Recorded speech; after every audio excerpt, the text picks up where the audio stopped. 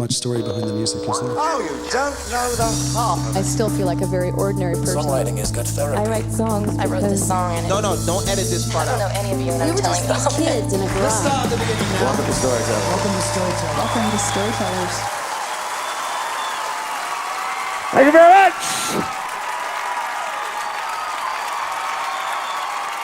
Welcome to the VH1 Storytellers, everybody. We're the Foo Fighters. How you doing?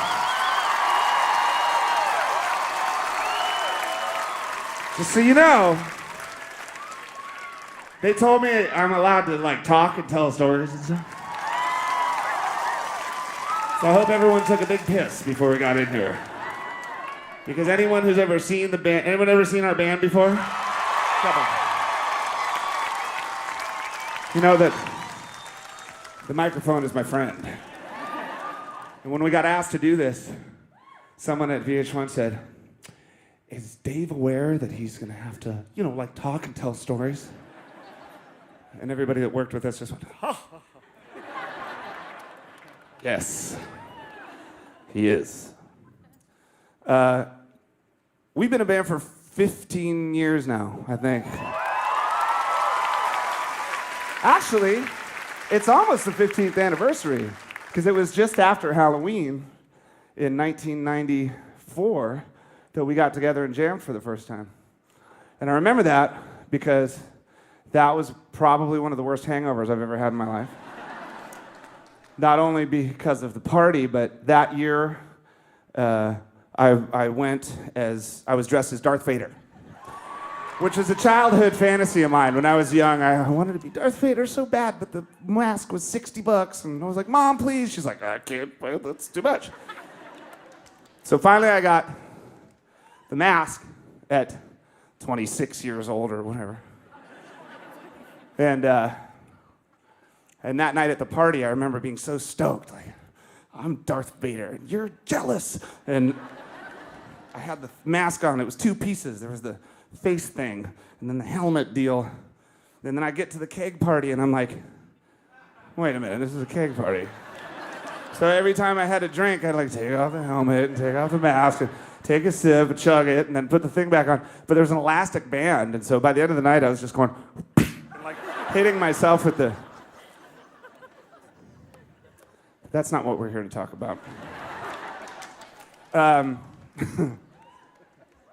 think that we've got this greatest hits record thing that's going to come out, and it's coming out soon.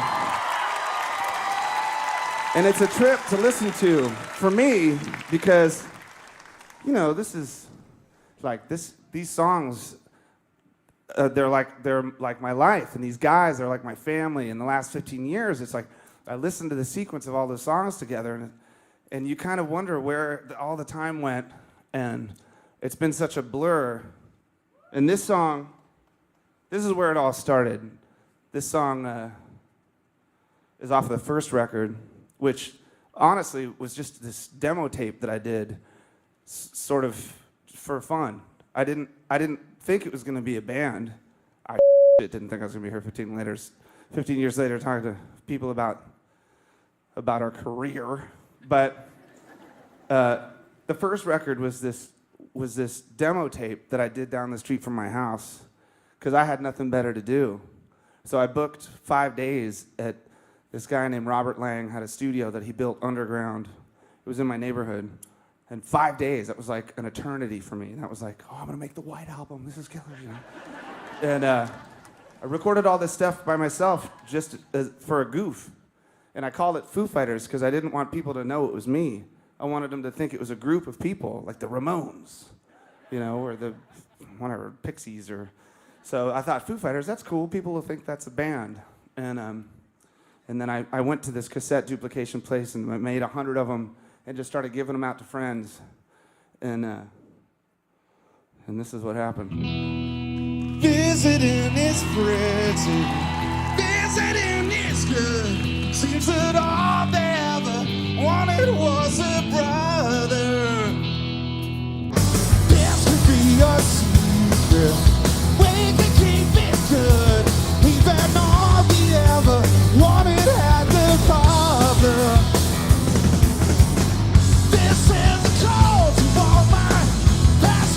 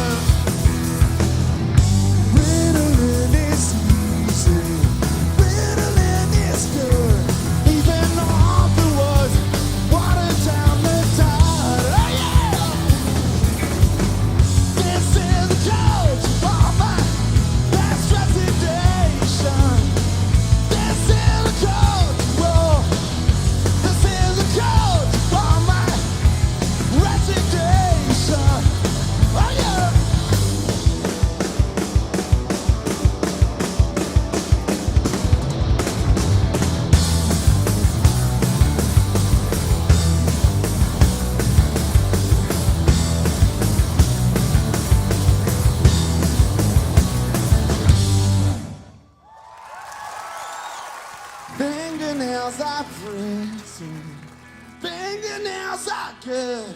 Seems that all they ever wanted was a market.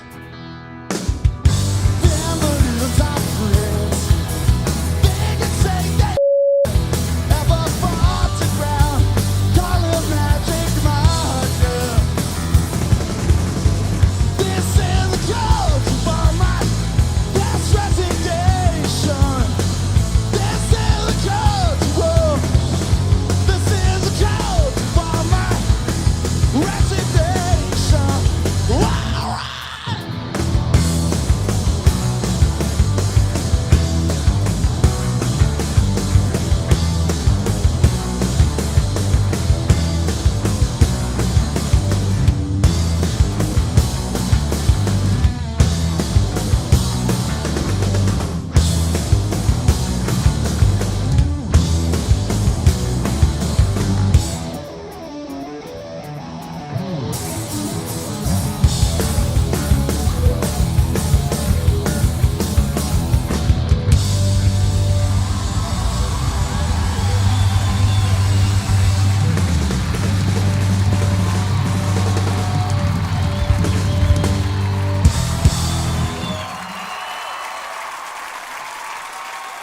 Thanks.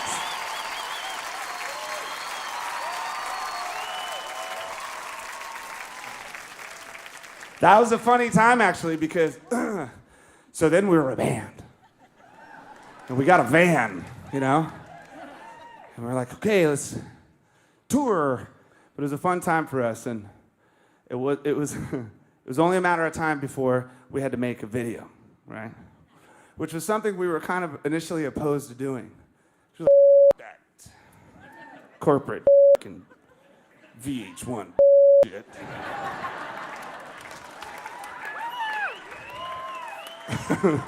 And then, you know, how easily we were swayed to do that. So we made a video for this song called Big Me. See? Which we got all these different treatments from different directors. Like, I see 1,000 fluorescent AM radios on a beach. The sky is pink, and there's, you know, a unicorn, whatever. And, you know, the song is 2.5 minutes long. We read these treatments like, no, no, no. And then this guy named Jesse Peretz sends us this treatment that just says, you ever seen those Mentos commercials? That's all it said. And we're like, dude, that's perfect. It's like the song sounds like a candy commercial. This is perfect. And I remember when we were doing it, Pat, our guitar player Pat, he goes, you know that every time we play this for the rest of our lives, people are going to throw candy at us every night, right? I was like, no, there's no way they'll do that. Sure as hell, the video comes out. First night of the tour in Denver, it's like, this song's called Big Me, and it was like riot guns of Mentos, just go, and the things hurt, you know, they're like rocks. They're not like marshmallow candies. They're hard. And so, you know, we played it for whatever, a tour, and then I was just like, this song. I don't want to play it if these people are going to throw that stuff at us. So we stopped. And I mean, we stopped playing it for like 10 years. We stopped playing it. I never wanted to hear that song again. I hated that song. 4 years ago, we go on tour, we're in Canada, and we're sitting there. I'm like, you know what? It's been 10 years. Let's play Big Me. Do Mentos even exist anymore? I don't know. I haven't seen one of those commercials in 10 years. So I walk up on stage. Oh, I got a booger? Hey, thanks. So I walk up on stage. You're the greatest fans in the world. Look at you. What are you, my wife? So, and then my tech with the Kleenex. That's cute. Anyway, so we're playing this show in Canada, and I'm like, it's been 10 years. Let's play that song. So we walk up and we play them. Sure as hell, someone throws a full pack, man. Like, right in the face, too. And so I stop the song, and I'm like, okay, you know what, everybody? Look, it's been 10 years. Enough with the Mentos. It's so 1996 or whatever. stop it with the Mentos. And you know what? Just to sort of, let's have our own little ceremony so we can lay this stupid Mentos thing to rest. And I'm gonna burn a pack of Mentos on stage so we can have this ritualistic ending to this. So I got my pack, I'm looking for my lighter, and I'm like, does anybody have a lighter? And 10,000 people threw the fucking lighter at my face. So if you have any Mentos tonight,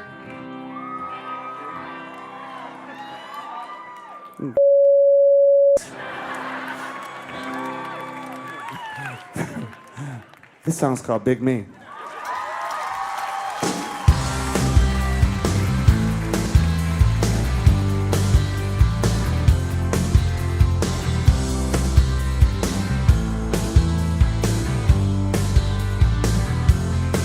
When I talk about it, carries on, reasons only new.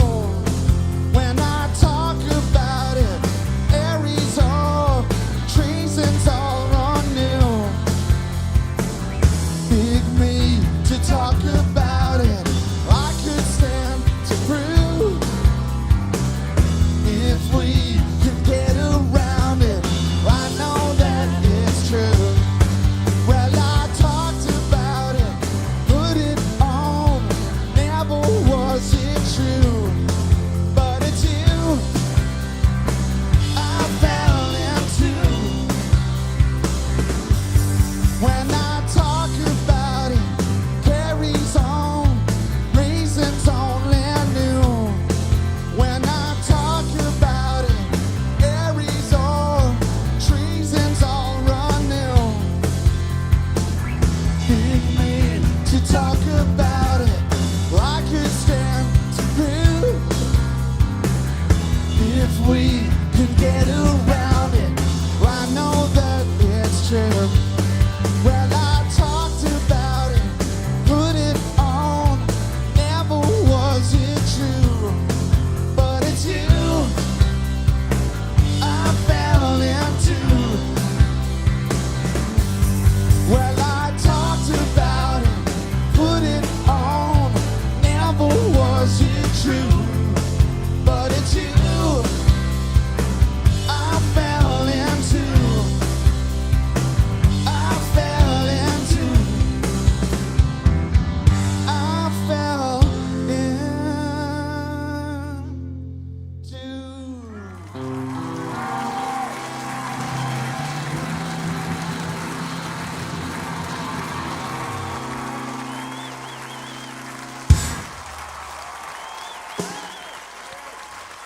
Thanks.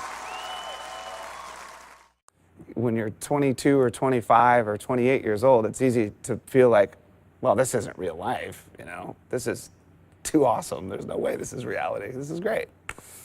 But then after a while, you start to realize, wait a minute, this is, this is a reality, and this is the way it is. One of my big epiphany revelations was when we went to do the Neil Young benefit. The night before the show, you go to Neil's house for a barbecue, and everyone from the gig is there.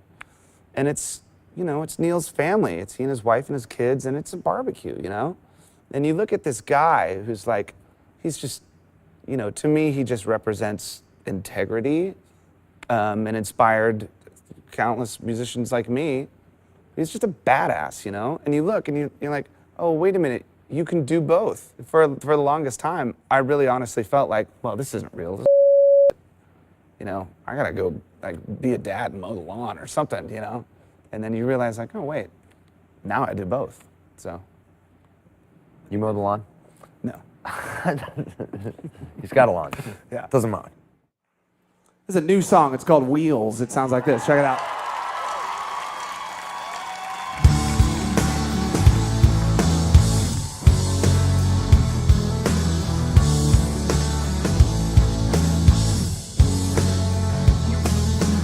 I know what you're thinking. We were going down.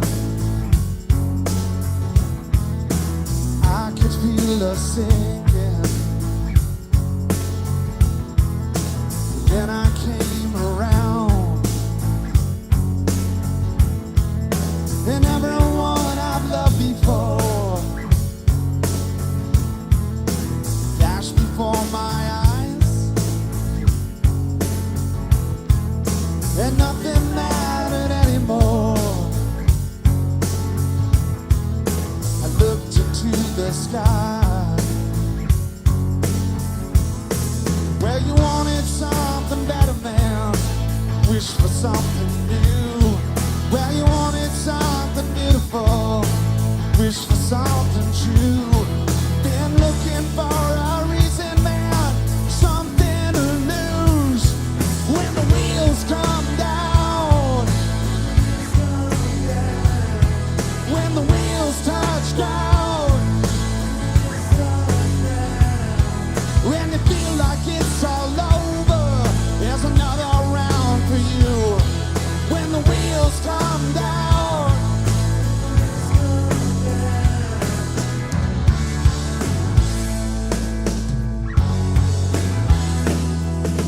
Know your head is spinning.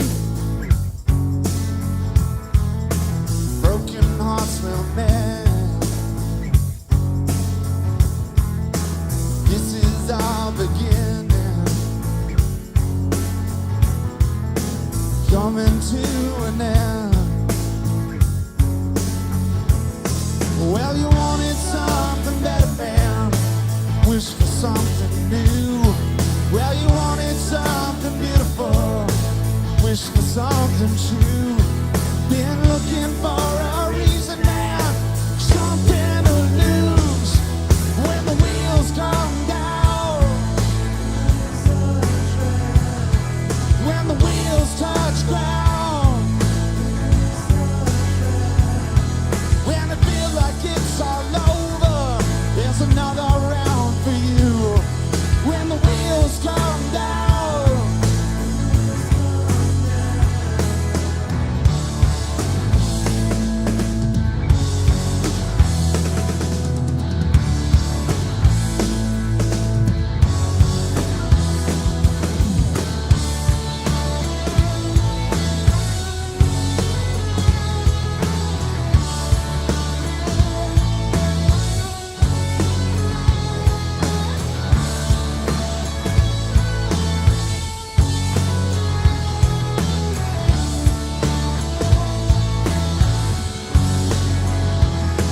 When the wheels come down.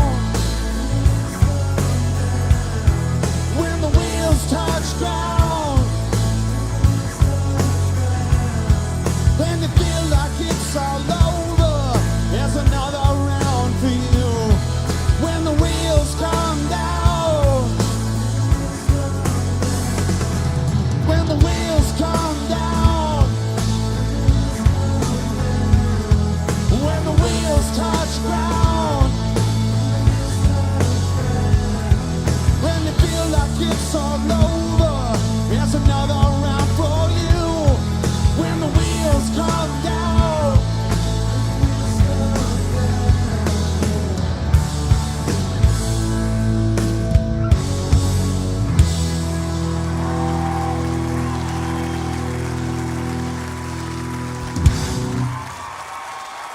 Yeah.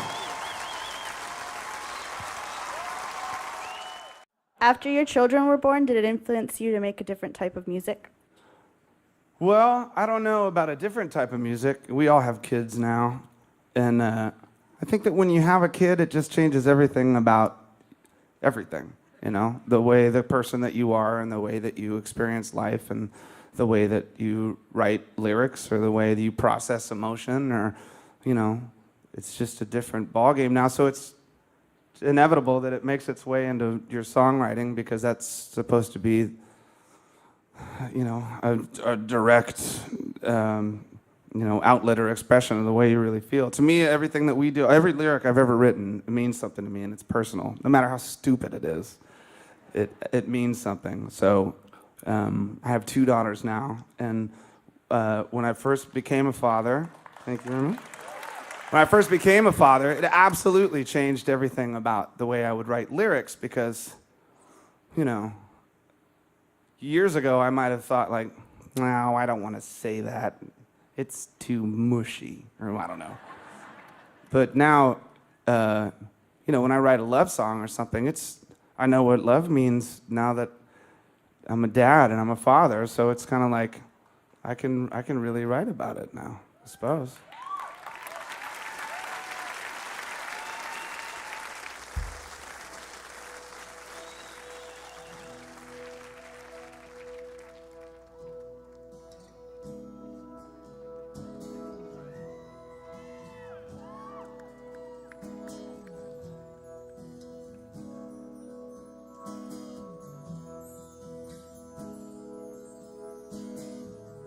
Too alarming now to talk about. Take those pictures down, check it out. Truth or consequence, say it aloud. Use that evidence, race it around. There goes my hero, watch him as he goes.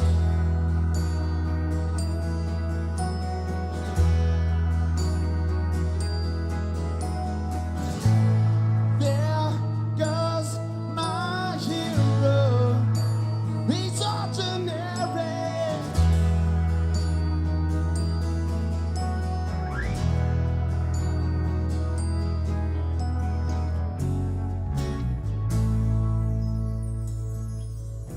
Don't the best of them read it out, while the rest of them read it out. Truth or consequence, say it aloud. Use that evidence, race it around. There goes my hero, watch him as he goes.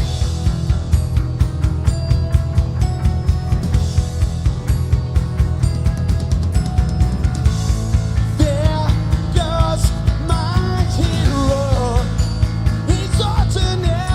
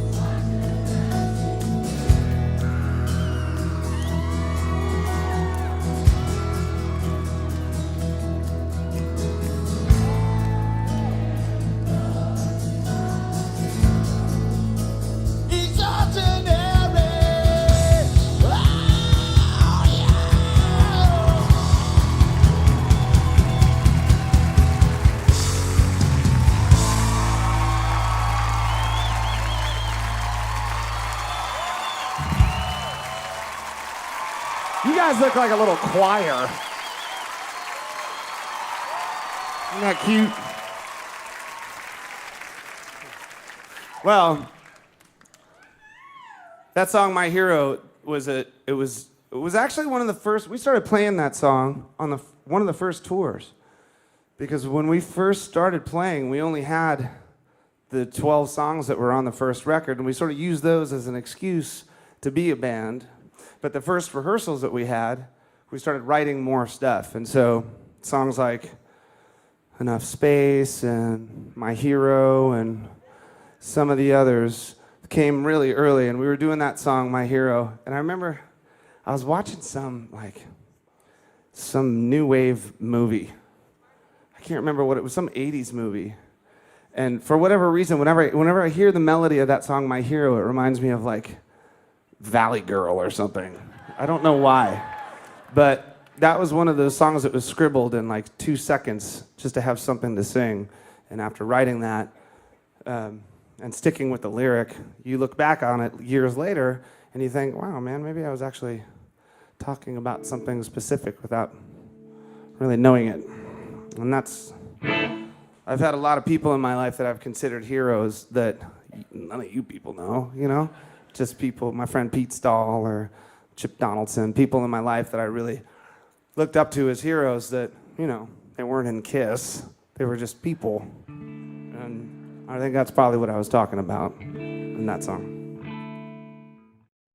Can you remember one time from your entire career together where you just kind of stepped back and said, you know, this is pretty cool? Besides this. I'm having one of those moments right now. Hold on, pinch. Last year, while we were on the road, the last couple of years, we had this no sound checking songs we already know policy. So we used the tour to write a bunch of songs, which at the end of the tour was kind of a dangerous thing because we ended the tour with a bunch of new songs. It's like, what, are we gonna go make another record? No, I'm sick of this. You know what I mean? You get to the end of the tour and you're like, oh my God, I'm never gonna do this ever again. But we had all of these songs. Word Forward was one of them, and Wheels was another one of them.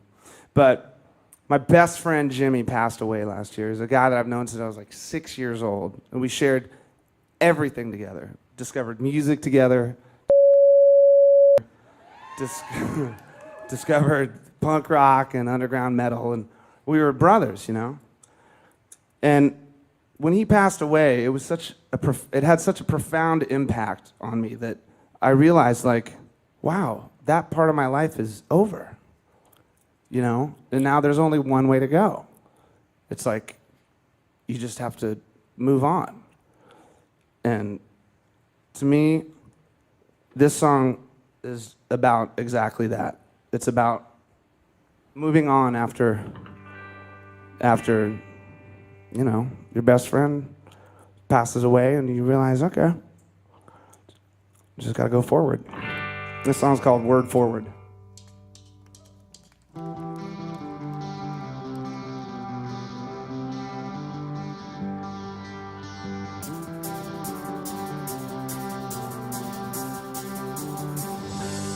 Goodbye, Jimmy, farewell, youth. Must be on my way, I've had enough of you. I was a young man, proud and true, but just a simple boy with nothing left to lose. Years that I've wasted, these I owe you. Got you in words. This is life or death. It's time to clear the air. You better save your breath. Say, have you heard? Say, have you heard? The poison in my heart, the voices in my head. Years that I've wasted.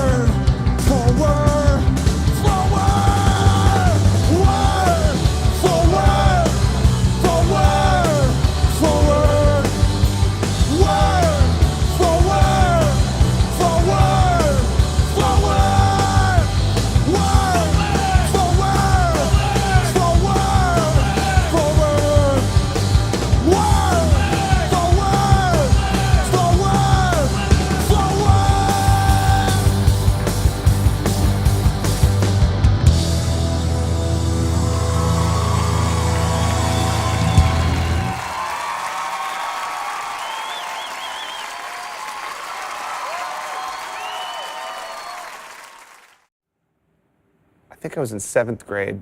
There was this girl named Sandy Moran. She was the new kid in 7th grade, and she was a total fox, like Farrah Fawcett, just in 7th grade. So I asked her to go steady, and you know, after kissing each other at our locker every day for a week, she's like, you know, I'm new here, I don't want to get tied down, or whatever. It was 7th grade. So, and I remember I was so heartbroken, and that night, I had this dream that I was on stage playing guitar in an arena or something, you know? And I was doing a guitar lead, and you have to realize I'd only been playing guitar for like 2 years or something. So, and I was on stage, and I looked down, and there's Sandy, front row, and she's just crying like, I'm so sorry. Like she just threw away the greatest thing that ever happened to her, and I'm like, yeah, you know? So that might be the genesis of, of all of my rock songs. This song, I think, is the one song that most people sort of identify this band with. Over the years, and it was one of those songs that wasn't supposed to go on the record. It wasn't written for the record. We thought we were done with the record, but we had this little idea, and I went and made a demo of it and brought it back to the band. And I honestly think that if it weren't for this song, we probably wouldn't still be here, because it opened up so many doors for us, melodically, dynamically. It sort of gave us a reason to keep being a band for 12 or 13 more years. And every once in a while, you write a song like that, and you think, okay, man, I guess, you know, we can keep doing this because it still means something to us. And that's the most important thing. And actually, I think the one thing that I probably, if you could ask me one of my highlights of being in this band in the last 15 years, we were on tour with Bob Dylan, opening up for him with our acoustic thing. And about 2 or 3 days into the tour, someone came up and said, hey, Dave, Bob wants to talk to you. And I was like, Bob who? He said, Dylan, he wants to talk to you. I'm like, oh my God, what did I do? Did I say something wrong or what? They're like, no, just, he's right over there. So I look in the mirror, make sure I look good, you know. And I walk down the hallway, and they're like, yeah, he's just right around that corner, just right there. It was in this hockey arena in Canada. So I look around the corner, and it's this dark hallway, and there he is.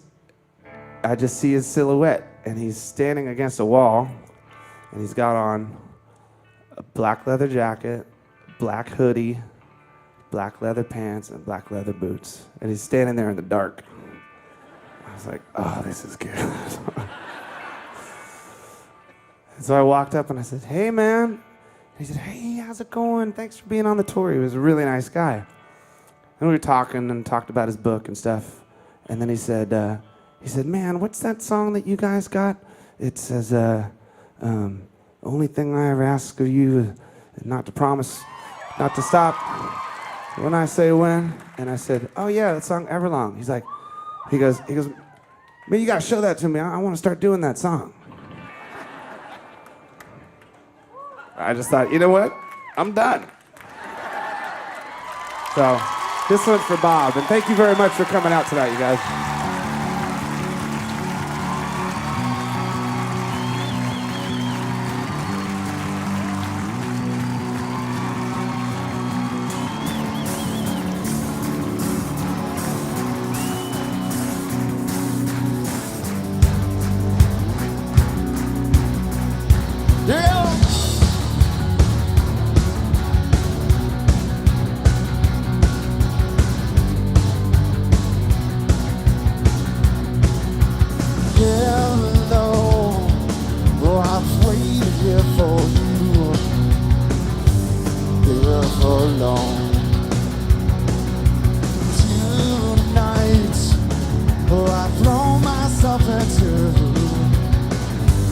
Out of the red, out of the head, she said.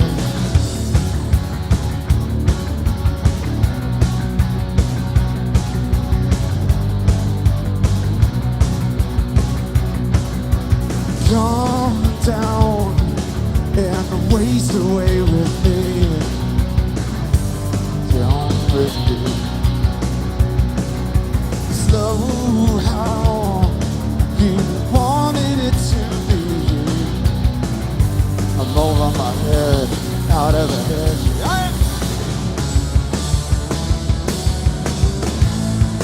And I wonder when I sing along with you, everything could ever feel this real forever. If anything could ever be this good again. Only thing I'll ever ask of you, gotta promise not to stop when I say you will. She said,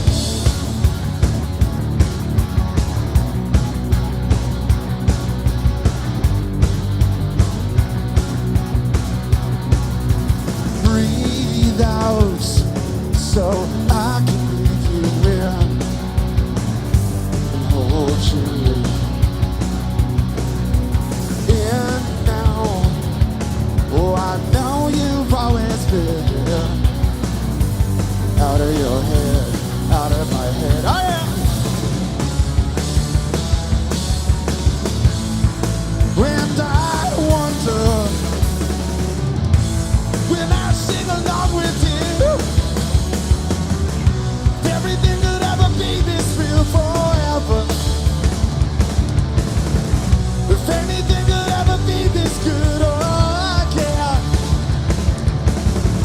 Only thing I'll ever ask of you, gotta promise not to stop when I say you will. She said,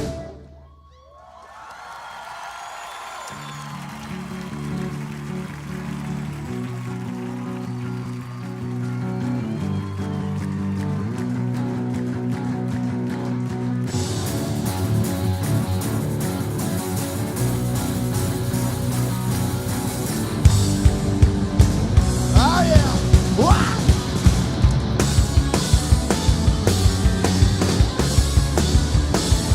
And I wonder if everything could ever feel this real forever. If anything could ever be this good again.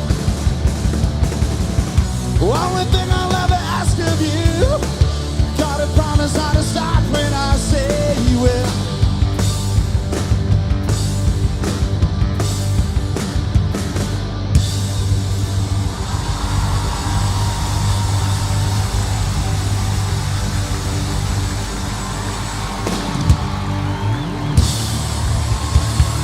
Thanks a lot, you guys. I hope you had a good time. That was really fun. Thank you.